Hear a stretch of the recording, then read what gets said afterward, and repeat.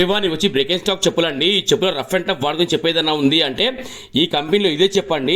అయితే చెప్పుల ప్రాబ్లం ఏంటంటే మీరు చూస్తున్న ఫింగర్ దగ్గర కొన్ని చెప్పులు తట్టు తాకినప్పుడు ఏదో అయినప్పుడు సాగిపోతాయి అనమాట. అవి ఎట్లా సాగిపోతాయి అంటే ఒకటిసారి దండమైన రబ్బర్ మొత్తం గుంజినట్టు అయిపోతుంది.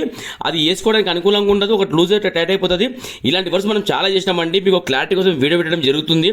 మీరు చూస్తున్నారు కదా, ఇంత సాగిపోయింది అనమాట. ఇది ఒకటేసారి రబ్బర్ అనేది సాగిపోయింది, ఇంకా అది వేసుకోవడానికి అనుకూలంగా లేదు. ఇలాంటి పనులు మనం చాలా చేసినాము. అయితే సార్ వెళ్ళిపోయే మూమెంట్లో ఆపి మరి వీడియో తీయడం జరుగుతుంది.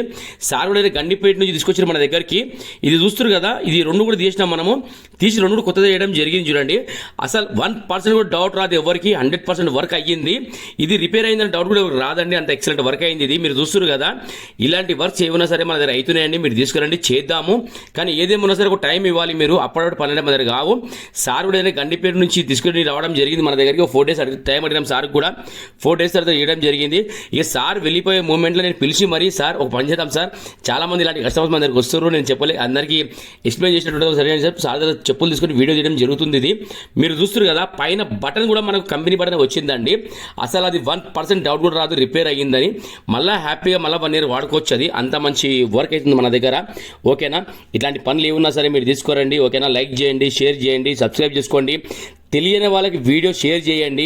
ఓకేనా, thank you so much to all every one. పేరున ప్రతి ఒక్కరికి బలరాం ఫుట్వేర్ తరపు నుంచి. ఓకే అండి, బాయ్.